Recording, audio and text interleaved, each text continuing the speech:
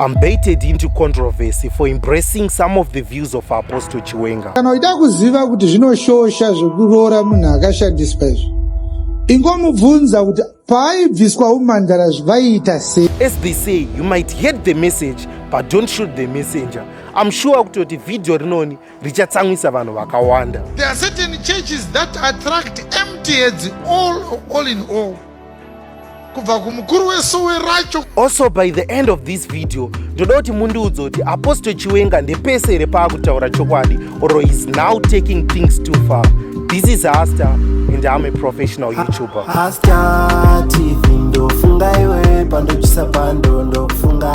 I'm making this video after ndambonzwa kuti pane munhu ari kuthreatena kuuraya Apostle Chiwenga. Ende kwanza Apostle Chiwenga vane nyaya dzakawanda. Dzimwe nyaya ndodzikunzi vari kuputsa mushe vanhu, pamwe pacho vari kunzi vari kudena. Saka toda kumboona kuti chii chanyanya kutsamwisa vanhu pamusoro paApostle Chiwenga. Ngatitangei. Asi unozvoona kuti mamwe machechi ukanyatsoatarisisawo, ukaatarisisa uine shungu, unozvoona kuti Satani ane utsinye. I realize the devil is very cruel. Do you know that there are certain churches that attract dandaheads? Have you realized that? Same generation of empty heads. Vanhu vasina chavaiziva kuchikoro vega ndo vanenge vakazara ikoko. Totukavatarisa so. Even kutaura navo unoona wega kuti it's a lost cause. Kana vatomboungana kudairega vaswere papa. At least havazobata vanhu huro mumabiriji. Ini ndine hama yakadaro wokuti chero kwaenda kuchechi ndechitotenda Mwari kuti akatoswera ikoko zviri nani. Dai angowana kukuswera akangomirirawo zvake mazuva ake ndo zvingatomubatsira. Pose tikamushayiwa ratori kudambudziko futi. At least tikanga tiziva kuti Saturday gega anenge akapfunya chisero pakati. Everyone is set and settled. There are certain churches that attract empty heads all in all. Kubva kumukuru wesowe racho kusvikira kune muimbiri vana vemuSamaria vacho vese. Ukavatarisa zviso zvavo so unongoona kuti hai ndo vanga ari magroup D kuchikoroyiwa nemaspecial class. Apa handisi ndoseke kana aiwa zvimwe zvacho aiwa zvikuti handisi kuseka machechi. Guys, musanditsamwire video, mungatotsamwire henyu Chiwenga. Ini ndikuseka majokes amazvinhu zvanga achitaura. But takazvitarisisa kudai amana. Ndoda kumbotinyasonzwisisa kuti sei Apostle Chiwenga ari kuti kwanzi kumasowe kunongoendwa nematofo chete. Ndo zvaakutaura apa.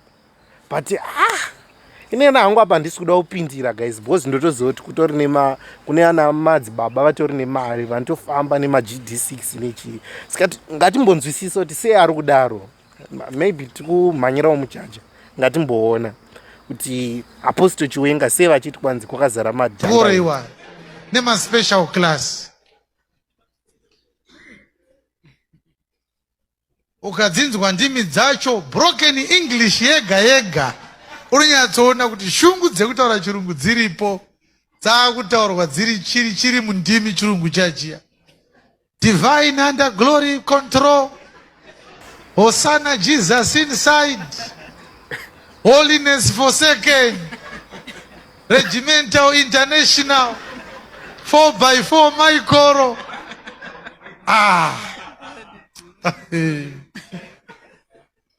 Inu ventures yamakafuire grade 5. Tokerei kuchikoro. Mutaure chirungu chiri correct. Ndokuchikidzira vanhu kuti muri kutaura ndimi izvo muri kuda kudzidzira chirungu. Maakuisa mweya mutsvene muchirungu. Chinzwa chirungu chacho mabudiro achiri kuita. Kinatsiyo.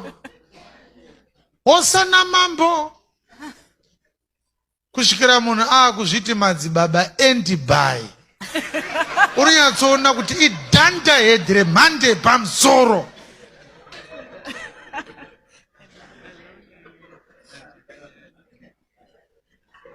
Kuti endi bai kuti iko kokudzokera kuchikoro. Ini nangu ina mana handisi kufanira kuseka guys because nditori nemafans angu anotopinda vanotoenda kumasowe saka ndakaseka futi ndinotsamwisa mafans angu ende ena handidi kutsamwisa mafans angu ndokudai mese ende ndakatsamwisa masowe ndogona kutsamwisa wiki neuchibvayo iye agara achidoni pamota. Alright, izvi chokwadi zvinoitika zvo kumasowe kuti vanonga vachiti what the end is going to end what made by what chirungu chechi chisinganzwisiki chachinototaurwa but chanisurunzwisa kuda haisi shungu yekunzi havagoni chirungu kuda ndo ndimi dzacho kuti ndimi zvinhu zvisinganzwisiki saka apa Apostle Chiwenga ndiudze kuti akutaura chokwadi here kuti kwakazara madhanda hedzi vanenge vachida kudzidzira chirungu pasowe vachida kutaura chienglish chekunyepa chekujamba ende also vari kuona vhidhiyo rinoni ndokumbira kuti musubscribe pana paHasta TV ndopa tichange tichikuudzirai nyaya dzese nedziri uncensored ndoda kuramba ndichikupai saka sorry kune vari kutsamwa pavhidhiyo rinoni ndoda kunyatso kunzwa maviews enyu mucomment section ngatimboona panext chapter kuti Apostle Chiwenga kuti chii after apa kwanzi vakutaura vasikana kwanzi toregerere vasikana vaimbohura vachiti kwanzi tachinja tivaregerere saka ngatimbonzwa kuti Apostle Chiwenga anoti regerera vanonzwisisa ende vanochengeta. Mwari akarega ake kurangarira maziva ekusaziva chiroorwa ina Mwari ina handisi Mwari. Kana Mwari achiregerera maziva ekuhura kwenyu kuno kwaChiwenga muri kutsvagei kudenga here kuno? Is this heaven? Ndakati inini kana uida kuziva kuti zvinoshosha zvekuroora munhu akashandiswa izvo ingomubvunza kuti paaibviswa umhandara zvaiita sei. A boy who has never been married is committing a sin if he marries a defiled woman. The devil says to the boys who are outside the church, sleep with these girls, enjoy yourselves. When they are ready to get married, I will send them to churches. I will cause them to wear long skirts. I'm already with Apostle Chiwenga on this one. Apa pangu apa ndinaye apa chiro vanhu vakatsamwa kana waimbohura hapasina munhu auda kutsvaga nehigh value kuti wonyepedzera enda uchichi hongu munhu anotendeuka. Apostle Chiwenga akazvitaura kuti hongu munhu anotendeuka but haufaniri kusarudza kuti hai inini handitorwi netype yakadai wakutongotora zvese zvauya because iwe wakagara wazvikanganisa ende apa pandisetsa panzi mubvunzo kuti kwanzi pawakabviswa umhandara maita sei.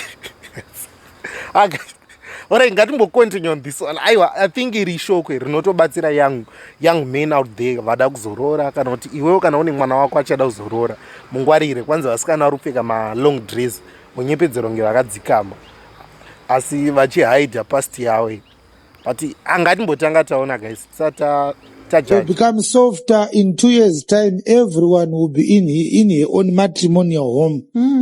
The boys in the church, they are very forgiving. They are very understanding.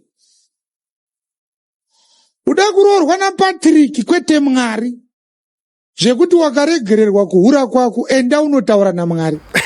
Patrick akanzi naMwari unotoroora mhandara. Kana mhandara dzakapera munodziwana kupi? That's none of your business. Andamboya uzotsvaga mhandara kumba kwenyini ndozviziva kuti kumba kwenyu hakuna mhandara. This woman is a Lionel Messi in marital matters. She is your ancestor. She can train you everything. She has done it all. Haiwa apa mukona ini guys ndosaka nchiti sometimes Apostle Chiwenga ndinaye pana amwe maviews amwe edu anonetsa ari controversial handikwanisi kutrust side but pane iyi ari kutaura chokwadi kuti musikana akambohura agara ninga ane experience ndiye anokudzidzisa kuti mechi inotambwa sei. Handikuona anzi ndiye Lionel Messi saka ndiye anokudza kuti apa baba mapotsa apa muri kufanira amandotara sina basi Because mapotsa ufunga baba ngadai so because I need more experience with the world and different partners. Saka ngatimbopinda pane next chapter. Apostle Chiwenga kuti chi kwanzi toregerere mukadzi kana akahura tomuregerere odzokera mumba. Ngatimbonzwa kuti ari kuti chi Vhidhiyo rinomawani matenga mombe here unodaira uchiti kudii? Anda kutenga ndekuhura kwemukadzi wangu.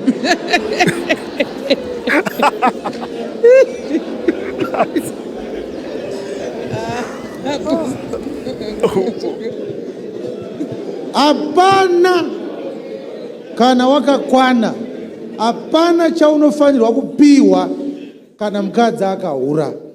Hauna mukadzi, rova pasi. Utange musha nemunhu anokurespecta. Nekuti ukahurwa nemukadzi, that's the highest level of disrespect. Hapana chauinacho, kutambira mahara, ukufira mahara. But izvozvo zvandataura izvo zvine mumwe mutemo futi waJesu uri paMatthew 19. Unotaura kuti mukadzi akambohura hafanirwe kuroorwa kweupenyu hwake hwese. Anoroora mukadzi akambohura imhombwe pamwe chete nemukadzi waakaroora. Zvekuti kana uine mukadzi akambenga akaroorwa, unofanira kuziva chikonzero chavakarambanirana. Guys, I'm appreciating how Apostle Chiwenga is giving some biblical reference throughout the video. Warutaurota according to Chi pakanzi ngatimbona guys, ndambona handisi kuda kutaurisa. Kana akarambirwa kuhura hauna mukadzi mudzosere kwawakamutora. Mukadzi akambohura haroorwe. Uyu mutemo waJesu waakataura paMatthew 19. Taureka mimi vhesi yacho iverengei. Chiwenga anorasika here? Kwete. Yes. And I say unto you, verse 9. Verse 9 inoti kudii? And I say unto you, whosoever shall put away his wife, except it be for fornication. For fornication, a man is allowed to put away his wife. And shall for fornication, yes, a man is allowed. Yes. And shall marry another. Yes. Commits adultery. And whoso marries her which is put away does commit adultery. Anorora uyakambohura. Aita futi upombwe pamberi paMwari. Yes. Mwari haadi kuti mukadzi anohura aroorwe. Ada kuti ugaro wakadaro. Nekuti uri joki. Kana uri joki vanoti wife material. Enda hako kubhaongo haiwa mazuva ese. Sezvawakajaira. Guys, manyosozvona kwanzi chivi kumberi kwaMwari kuti kwanzi mukadzi anohura arorewa, ufanira kumuroora. Kwanzi chivi. Ndikutotora manotsi. Ina ndisandaroora saka ufanira kutora manotsi. Saka musikana wangu akangoita ngeya. Kutonge pangoita munhu andikufungidzira kwanzi ndofanira kutomurambe ipapo ndokuti ndisaite chivi. Saka tukudzidza. As far as some people may hate Apostle Chiwenga, I think arikuita zvinhu zvakanaka zvimwe zvacho kuti akutodzidzisa ma-life lessons. Ndikutozviona panapo kuti vamwe vanhu vakamuvenga nemeseji dzake, but pane pamwe pacho pekuti haasi kudena vanhu, but ari kutodzidzisa ma-life lessons. But tiri ipapo futi ari kunzi kwanzi ari kuputsa misho yevanhu, because pane vanhu vagara vanga vakaroorana, then mukadzi akambohura here kana kuti murume akahura vakazoregerana, vari kubva varambana vachiti takazviona kuchechi kwaApostle Chiwenga akati chivi kunge ndinewe neni ndaita upombwe. Saka guys, munyasoona manotsi. Ndoda kuti muzondiudza futi, ndoda mbokuplayera last clip, then muzondiudza mozoenda mucomment section mondiudza kuti Apostle Chiwenga anotaura chokwadi here kana kuti bamwe pacho ari kuendera mberi. Ndoda kunzwa kwamuri. Saka pa next video ati kwanzi kana vanhu varambana murume anokwanisa kuona vana vake here kana vanhu varambana. Ngatimbonzwa kuti ari kuti chii. But one thing I like, ari kupa ma-biblical reference, and that is good. Yes. Yes. Wakarambana nemurume mukaita vana. Mwari haadi kuti uroorwe utakura vana vemurume wokutanga kumurume munyowani. Asi murume wako wekutanga uyu opota achiuya kumba kwako iwewe, opota achitaura newe achiti vana vangu vari sei, toda kuona vana vangu. Kutaura ikoko kwakasviba pamberi paMwari. Mwari haadi izvozvo. Zvakashata chiite tisingadana nezvedu techingotaura nyaya dzevana chete, ndikadana nemunhu wanakarambana naye handakandirwadzisa here. Zvese izvozvo ndezvemusoro mako izvozvo. I am here to telling you what God wants. Yes. God does. Mwari haadi. Saka une ma-options matatu. Option yekutanga, kana wafunga kutakura vana kumurume munyowani, wototaurira baba vevana ava kuti handichada kukuonai zvachose. You are no longer involved. Votoita abdicate maduties ababa pamwana uyu, whether muri kuenda kana ku vacation nevana. Baba murume wako akuroro afanirwe kukumbira baba vevana kuti toda kuenda nevana kwakati. Ichina idzodzo pamberi pamwana. Murume uyu afanirwe kuuya ndoda kuona vana vangu. Ichina idzodzo pamberi pamwana. Kana wafunga motowirirana kuti saina mapepa, iwe uri kubuda muupenyu hwevana ava zvachose. Hapana kuenda kuholiday, hapana kuenda kuweekend, hapana kuti ndoda kutaura nawo pavideo call. Hazviite izvozvo. Ichina. Sometimes I think I like this guy ndo afarira Apostle Chiwenga. Pane pamwe pekuti panozongonetsawo vanotaura zvinhu zviri controversy vachitituka, but pamwe pacho mukunyatsoona kuti kupiwa malife lesson. And guys mondiudza kuti Apostle Chiwenga anoendera mberi, ndofunga ari kuonererwa because haatyi kana kutaura. Video ari muchiruzi ndakambotaura nchiti haatyi kutuka kana vatungamiri venyika kana kuti vechechi kana vechi, mondiudza kuti ipapo anenge achionererwa here kana kuti ari kufanira kutodaro because ndo zvinotaurwa mubhaibheri here kuti unofanira kuita denounce here. But this guy is a very controversial guy. This guy is an alpha male of Zimbabwe. Shaddai is not an alpha male of Zimbabwe. Apostle Chiwenga is an alpha male of Zimbabwe. So guys, Hasta TV inofara pamunojusa bando mchiona. Ndokutendai nerutsigiro rwamukutipa panapa pa channel uri kunyatsogrowa. Ma-subscribe ari kuwanda, ma-comments tikukonai, ma-likes tikukonai. Guys makapenga. Hasta TV ndofunga iwe pandojusa bando ndofunga.